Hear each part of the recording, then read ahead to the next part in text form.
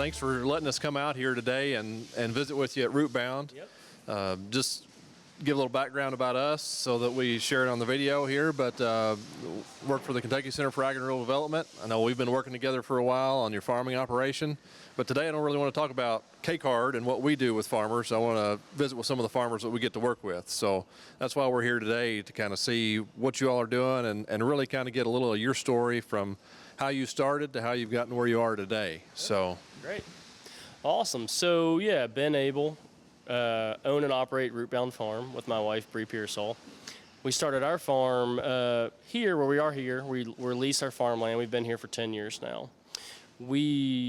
I got into farming as a high schooler, really. The seeds of farming were planted before that as a young kid, gardening with my family. I didn't grow up as a farmer, but I grew up gardening. My fondest memories of childhood are picking green beans, canning tomatoes with my parents, and I think we can definitely feel confident the seeds were planted then for a future in agriculture.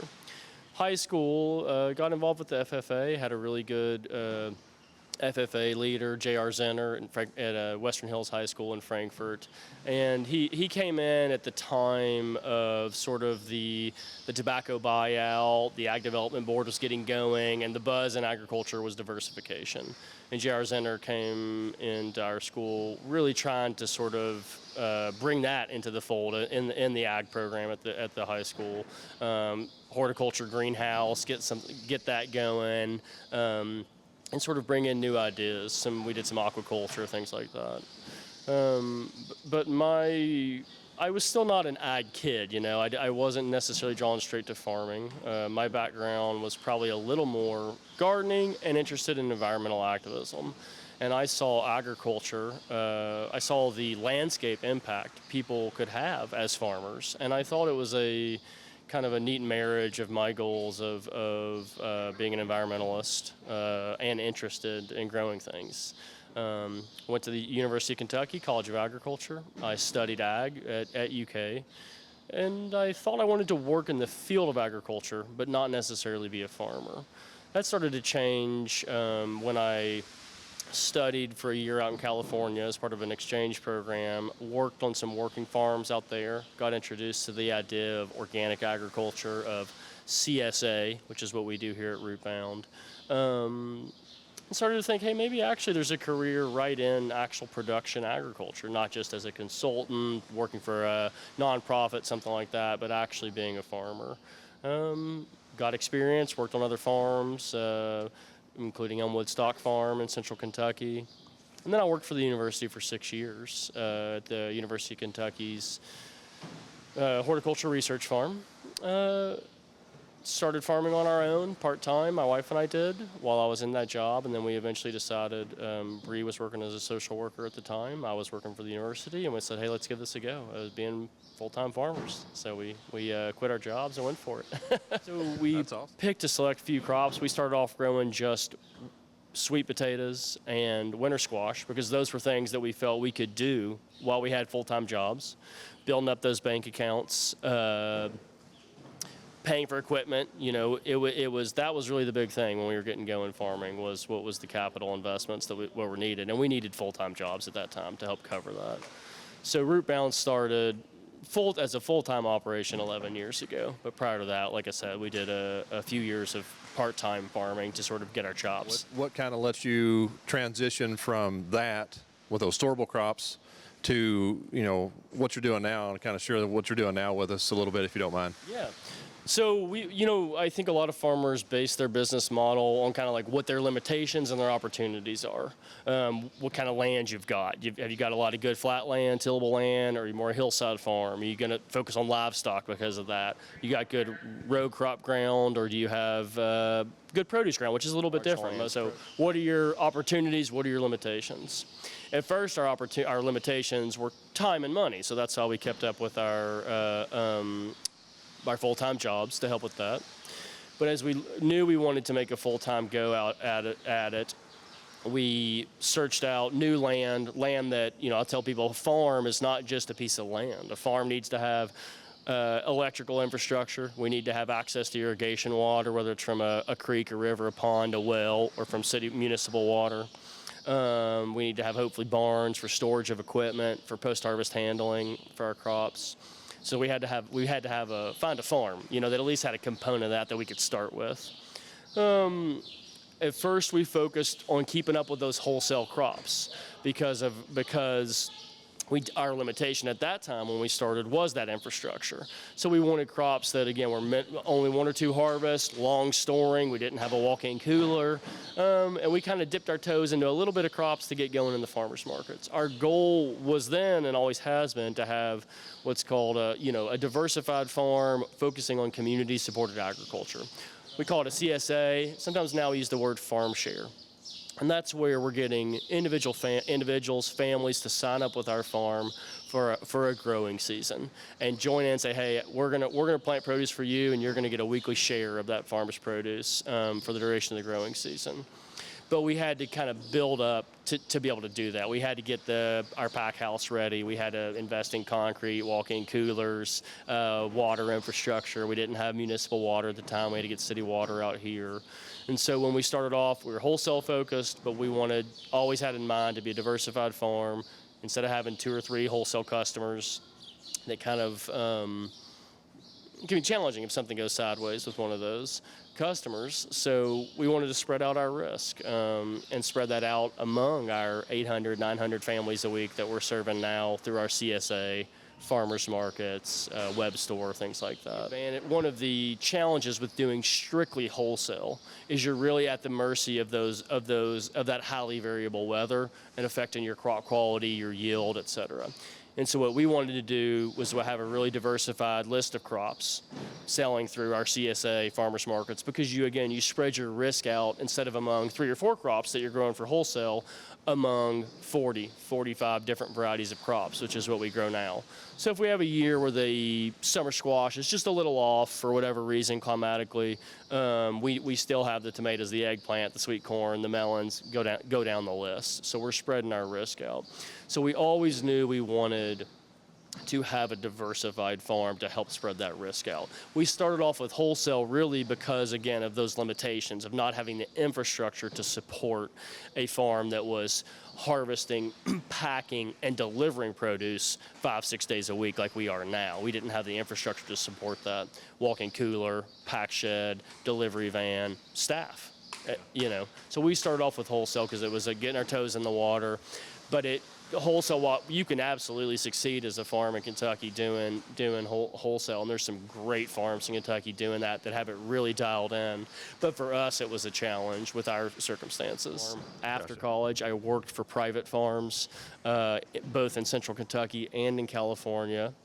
And then I put in another 6 years as a full-time employee at the University Research Farm. So whether you're working for a university or you're working for another private farm, I really think it's critical to spend those years where your mistakes are, the goal is not to make mistakes, but mistakes are a great way to learn. And it's ideal when it's on someone else's checkbook, not yours. So just put in your time. A lot of people are chomping at the bit and think that 1 or 2 years is sort of adequate to then jump off and farm on your own, and it can be. There's some awesome farms out there where people put in a year or 2 somewhere else and got going, but those are the exceptions, not the rule. And if you can just bide your time and put in 5, 6, 7 years gaining experience on maybe one farm, but ideally 2 or 3 different farms that have a little bit of different things going, I really think it's going to pay off for you later down the road when you start your own operation, because you're going to have that breadth of experience. And again, you're not going to have absorbed all the risk of those mistakes that you've made, that you will make eventually. I've been farming full-time now as my full-time occupation for 19 years, and every day is a learning. Every day we learn. Every day we might make a little mistake, at least 3 or 4 a week, and those mistakes are opportunities to learn.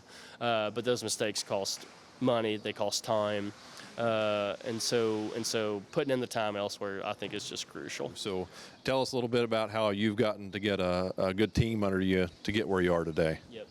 Yeah, that's a great question, Spencer. When we started off farming, Rootbound Farm 11 years ago, when Bree and I quit our jobs and made a go for it, we had one We had 2 part-time seasonal employees. One was Bree's younger brother.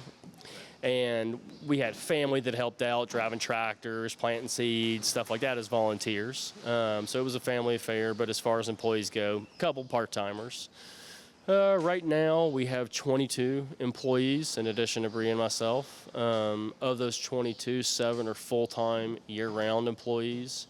We have 15 employees that come up from Mexico as part of the H-2A guest worker visa program. And building that base of employees, of return employees, has absolutely been crucial to us making it as a farm, because you build up that institutional knowledge, you build up that body of knowledge. You also have a range of skills that are spread out, so you're not just relying on your own skills, but all the diverse skills that everybody's bringing to the table as part of the team. And the scale we're at now, which is not huge, we're a small family farm, but for Kentucky, we're kind of more of a mid-size or larger vegetable operation, not row crop, but vegetables. We have 45 acres of vegetable crops. It takes a lot of hands to plant, care for, harvest, pick and pack produce at that scale. And so it's just amazing now to have that diverse team that brings a lot of skills to the table and helps sustain this family business. Yeah, that's something that we hear from people all the time. You know, whether they're beginners or whether they're seasoned farmers that we work with, it's always, you know, I need to find help. Yeah. And how do I get that help here and train it? So and it's really one of the biggest challenges as people think about getting into farming. You know, people think about starting their own business. There's just a diversity of challenges. There is the crop knowledge, like you touched on, but there is also you didn't think when you started off, oh, I also need to be an HR specialist, you know? I mean, and that it's really one of the most challenging parts, not just kind of the back of house stuff on understanding payroll, taxes, getting our making sure we're in compliance with all our different standards, but also just the management of people and the skills that it takes to successfully sort of to manage a daily operation and to make sure that you're caring for your employees and making sure that make sure everything's in order, because that team is so essential to your success. But it's not a skill that is necessarily part of that suite of farming skills or even farm business skills that we originally kind of thought we'd need when we set off. yeah, I think whenever I started off farming myself, it was kind of like, well, I want to be in the tractor for most of the time. You know, I want to be raising crops, planting crops, harvesting crops, taking care of livestock, and then, you know, they just kind of sell themselves. But there's so many hats that we have to wear to be able to make all that happen. It's really true, and nowadays I'm spending probably 60% of my time on the computer, you know, taking care of the back of house, whether it's finances, compliance, HR, but those are just critical components of making a business work, a farm business, any small business, you know, and that's kind of what a lot of business owners have to deal with, that we don't think about that on a day-to-day basis, but it's there. What's your biggest challenge, you think, with the business you're running? You know, our biggest challenge really I would say, is as the owners of the business, my wife and I feeling like we're on a solid platform for growth, and I'll call it sustainability. So sustainability is, of course, our obsession with how we farm organically, making sure we're being good stewards of the earth for the health of our employees, the health of our customers, the health of the landscape. But financial sustainability, are we in a place where we're making the right decisions, budgeting correctly on a year-to-year basis, to make sure that, one, we don't, in the short term, aren't getting in cash flow trouble, but two, that we're making the right investments for future growth, for future sustainability, and that we're taking care of ourselves also as the owners. And that's really just something we, in the last couple of years, sort of like, for us, historically, it's been like, well, let's hope there's something left over at the end of the year, you know, so we can put a little something in the bank, but kind of moving to a more sustainable platform with, you know, you approach business one way when you're 28, and you approach it a different way when you get past 40.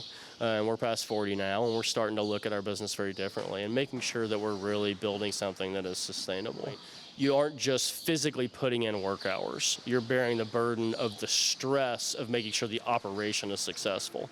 So put in 15 hours of physical labor is super difficult for anybody, but to pile on top of that, just sort of the stress, the mental burden of managing the operation, it's a real challenge. And I think there's a reason why a lot of farmers have mental health struggles, because at the end of the day, we can do everything we can, and we've got that extra adage of Mother Nature. They can kind of throw a twist for us, throw things for a real twist, and that can be really nerve-wracking, for us. That we can do our best, but we still might get 2 weeks of rain in May to keep us from planting.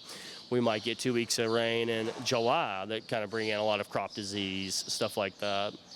So we gotta make sure that we're relying on our community, which it can be our customers, it can be folks like at KCARD and other folks that work in the kind of agricultural support zones. We got to make sure we're reaching out to other farmers, because I think or other small business owners, and that's what Bree and I have both found a lot of value in, is connecting with other small business owners, farmers, not restaurant owners, friends of ours, and just sort of sharing our challenges and making sure that we're leaning on each other to kind of share our challenges, support each other, and also learn techniques other people are using to succeed. I feel like everything that happens on the farm is a learning opportunity. So I don't want to paint it as, what's one of the things you wish you'd done differently? Because I feel like everything provides some way to grow.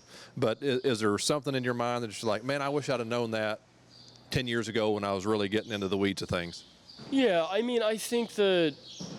I think you probably hear this a lot, but it's probably a deeper knowledge of financial management. And when we started, we started off slowly. We were working full time, but even from the jump, we didn't have our farm wasn't solidly grounded in tight financial projections, budgeting, and execution. So I think farming can be a little light and fast like that. You can just go and, hey, I'm going to build that pile of receipts. I'm going to look at it in December, hopefully, if I'm lucky. If not, I'm going to look at it in March before tax day. But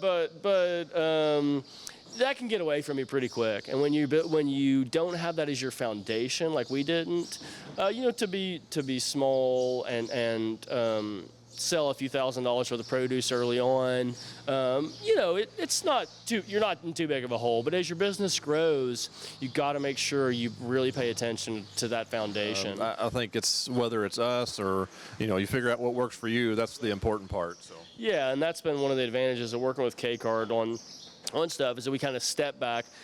Maybe it's because we're applying for a grant, or we could be just in general, but for us, in our case, it was applying for a grant. It said, well, hey, what a great opportunity, because in order for us to even apply for this, we've got to really zoom out, take a look at our 3-year cash flow, take a look at our budgeting, and kind of wake that up, and say, hey, this is a priority. And then when you do that, you're able to approach your business with a lot more clarity. You're able to make decisions that are a lot wiser, and ultimately you're able to swing back to that that stress when you kind of understand where your business is at financially. Because at the end of the day, that's the biggest source of stress. The crops, is it raining? We're going to get ahead of stuff, but ultimately that all relates to hey, how's this going to pencil out? And when you have a strong understanding of your farmer's finances, it really helps on that side of things as well. And ultimately, we may have to, on a granular level, we need to understand, hey, this crop, strawberries, I'll give an example. Strawberries are maybe going to lose money for us, 2 out of every 3 years. But then there's other value, there's other value in the customers getting the strawberries in their box those early weeks. So while it as itself may be not the best enterprise, how does it add value to your overall business? But we got to understand each one of those crops to even get there.